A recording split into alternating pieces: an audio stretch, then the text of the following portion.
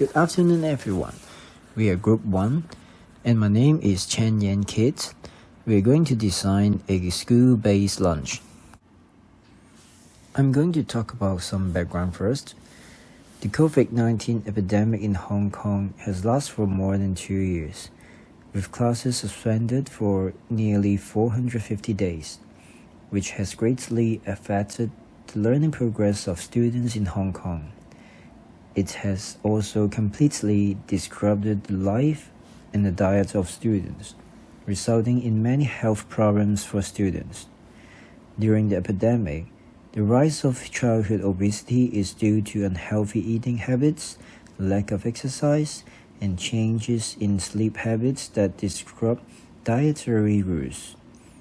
In Hong Kong, about 1 in 2 adults is defined as overweight or obese.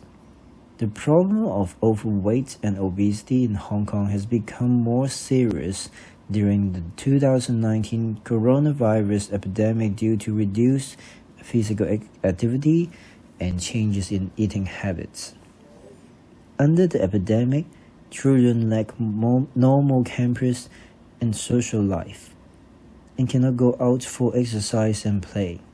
They kill time by playing video games and eating snacks, and their sleeping habits become random.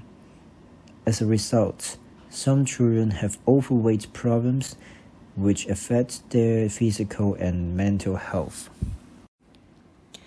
There are several impacts of obesity.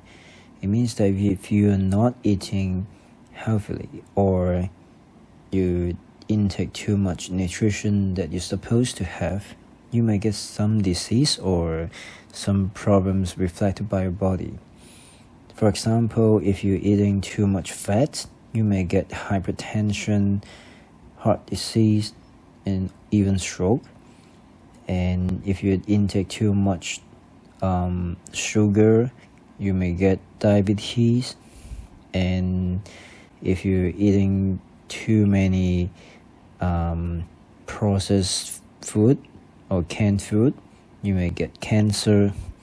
And if you're overweight, it means you're too heavy, like you may get musculoskeletal disease or osteoarthritis. And you may also get sleep asphyxia or visual problem with some nutrition you're overtaking. So that's why we need to eat healthily. Okay, let's look at this chart.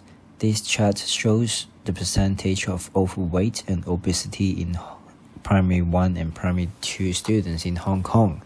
As you can see, in 2018 to 2019, there were only 12.9% of overweight and obesity in primary 1 and primary 2 students, which is before the pandemic, and there were 13.9% in 2019 and 2020. However, in 2020 to 2021, which is during the COVID-19 pandemic, the number has increased to 20.2%. Okay, let's look at the chart separately from boys and girls. In 2020 to 2021, for boys in primary 1 and primary 2, it has 22.7%. For girls, it also has 17.4% who are overweight and obesity, which is a very serious increasing number during the COVID-19. So that's why we need to design a school-based lunchbox. As we talk about, it's getting more serious in primary 1 and primary 2 students in Hong Kong who are overweight and obesity. That's why we target our target group is 6 to 8 years old, which is primary 1 and primary 2 and even primary 3 students. Because for the attitude level, we can developing healthy eating habits as a lifelong practice for them.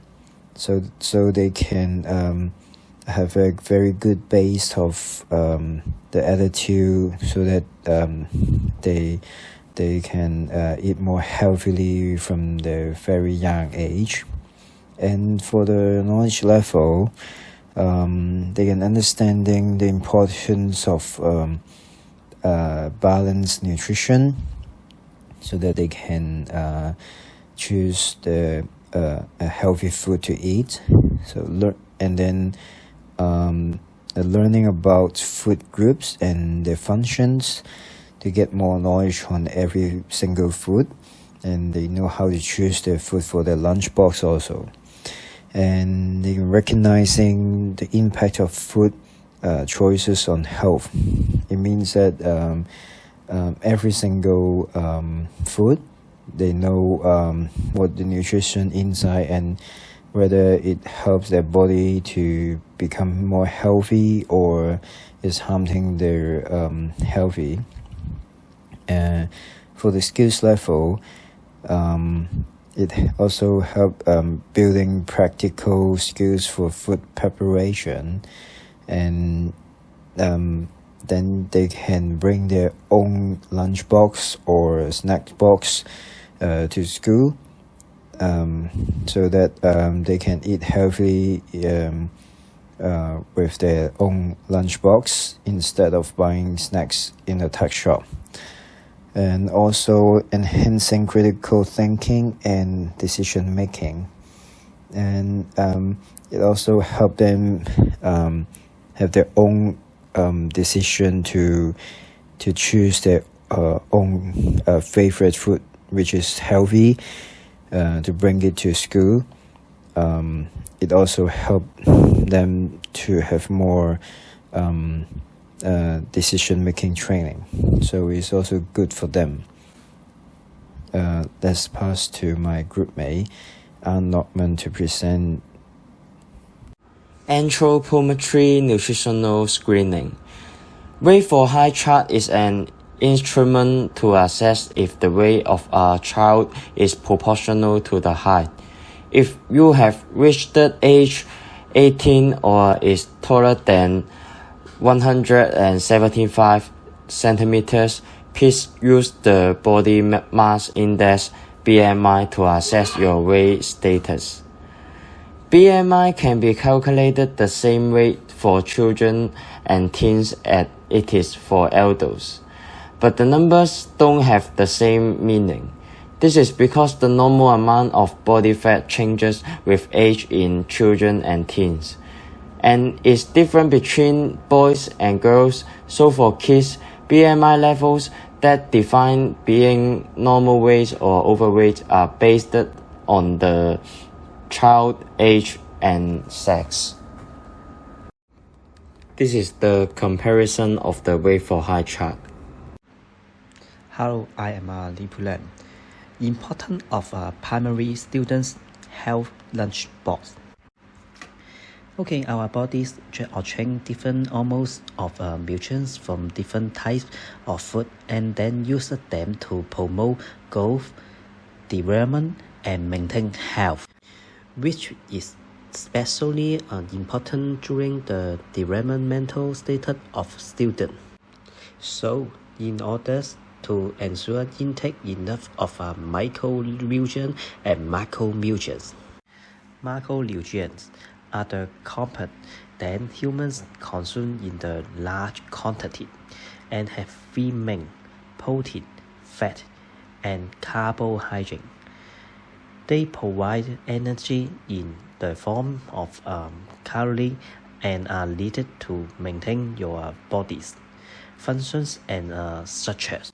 For example, protein is required for maintaining and repairing body tissue, and then involved in metabolic, hormonal, endocrine system, and help maintain exercise balance in our bodies. And the fat is vital for the body as an energy reserve, and then for insulation and protection of your organs, and then absorption and transport of fat-soluble vitamins such as A, D, E, K. The last main carbohydrates are the body's primary fuel. They provide energy for your muscles and the central nervous system during movement and exercise. Micronutrients included vitamins and minerals that the human body requires is very small amounts. They perform a range of functions, including enabling the body to produce enzymes, hormones, and other substances needed for normal growth and development. If a micronutrient deficiency can lead to serious health problems. For example, mild deficiency, reduction in energy level, mental clarity, and overall capacity. If lack of iron, folic acid, and vitamin B20 and A can lead to anemia. Actually, eating in moderation, increasing the 5 basic food types: grains, fruits, vegetables, meat and fish, eggs, and legumes, milk and dairy products, and then particularly attention to promote phytochemical foods in the diet and actively reduce the intake of oil, salt, and sugar can reduce the risk of overweight. On the other hand, achieve a balanced diet and provide health. This table shows the health lunch quantity for lower and upper primary school students. Serving amount varies slightly for grains, meat, fish, eggs, and legumes items. However, another items serving amount as the same. Actually, the quantity requirement for a healthy lunch is to develop the lunch box into 6 equal portions: 3 portions of grains, 2 portions of vegetable, and 1 portion meat, fish, eggs, or legumes. Briefly speaking, lunch should provide about 1/30 of your daily nutrition. Good afternoon, I'm Teacher Man Sam. Let's talk about how to make a good choice for our students. First, we need to choose the healthy foods for our lunchbox. For example, we need to eat more vegetables, grains, fresh fish, eggs, or meat.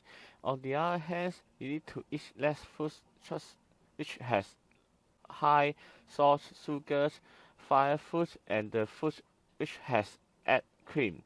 Those foods are unhealthy and has less nutrition. For making the healthy food for our students, we have to use low-fat cooking methods such as simmering, boiling, baking with just little oil. And then we have to use the natural seasonings during the cooking to replace the unhealthy seasonings. And last, we have to use less soils or using the soil such making by natural foods such as potatoes to replace the ready-to-use soil. For our lunch box, we choose the red rice because red rice has higher fiber, which can effectively lower cholesterol. We use the eggplant for our main dish because the eggplant have vitamin A, B, C, and P, and other nutrients.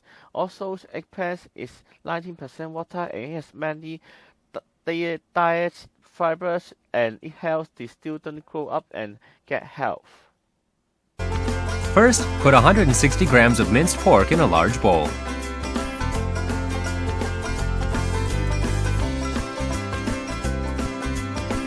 Add 2 teaspoons of soy sauce.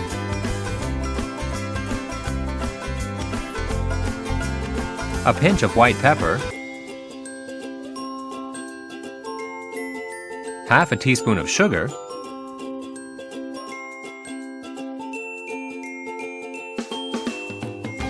1 tablespoon of water.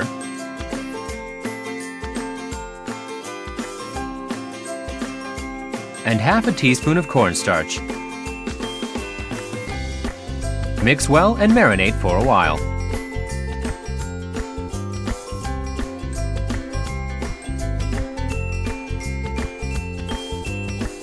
Trim the rinsed eggplant and cut it into pieces.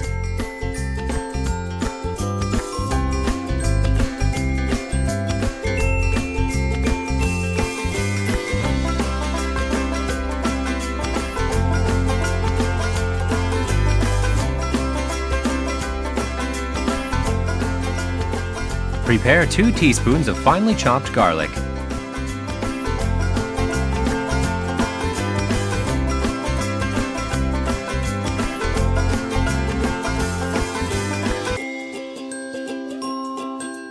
Heat half a tablespoon of oil. Add the minced pork.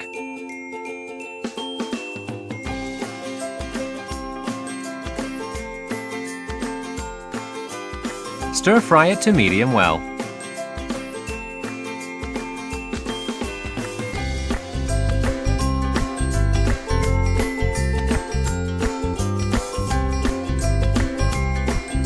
Set aside.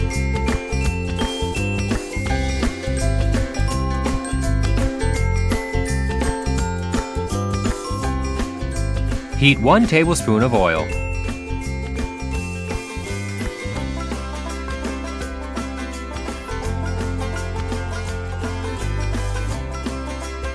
Stir-fry the eggplant. Add the finely chopped garlic.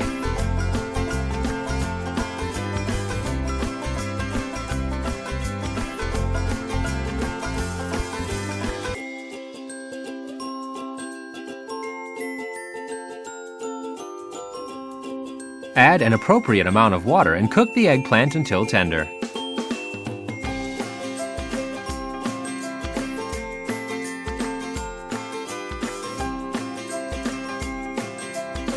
Add back the minced pork and stir-fry.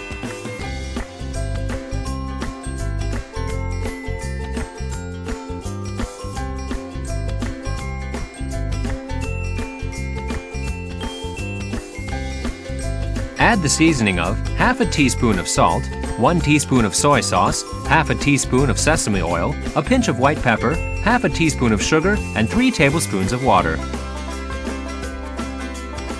Simmer until the pork is thoroughly cooked and the sauce boils.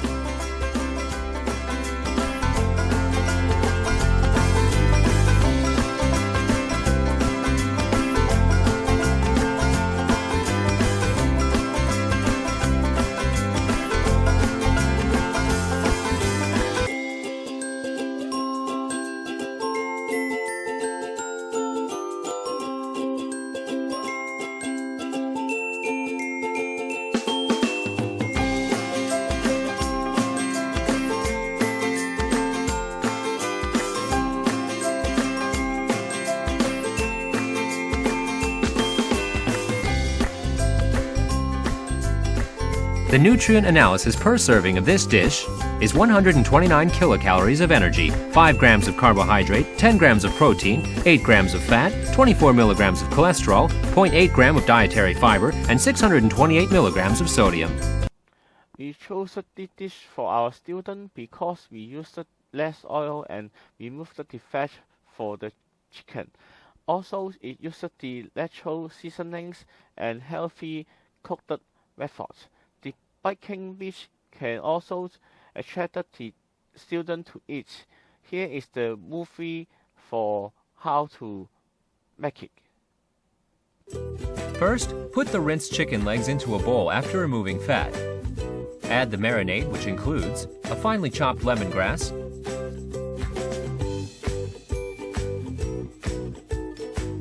half a teaspoon of salt, half a teaspoon of sugar, and 1 teaspoon of cornstarch. Mix well.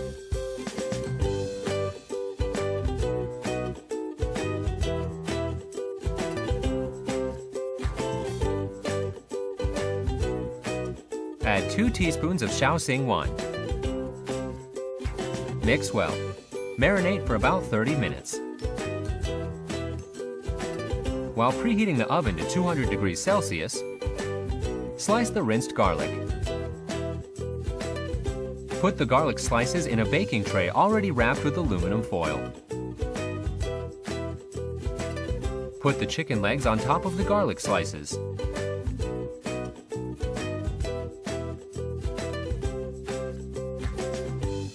Put the baking tray into the oven and bake for about 30 minutes. Turn the chicken legs over. Continue baking until cooked thoroughly.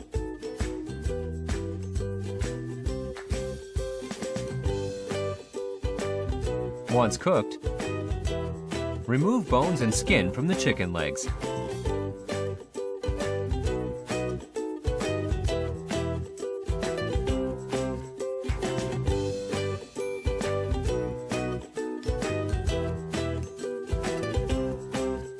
Chop into chunks.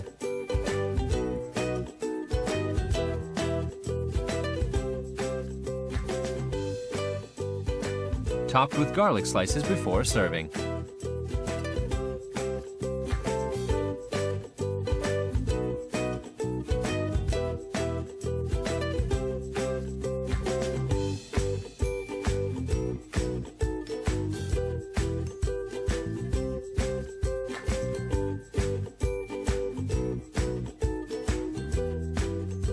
The nutrient analysis per serving of this dish is 75 kilocalories of energy, 3 grams of carbohydrates, 10 grams of protein, 2 grams of fat, 46 milligrams of cholesterol, 0.1 gram of dietary fiber, and 334 Nutrition tips of lunchbox.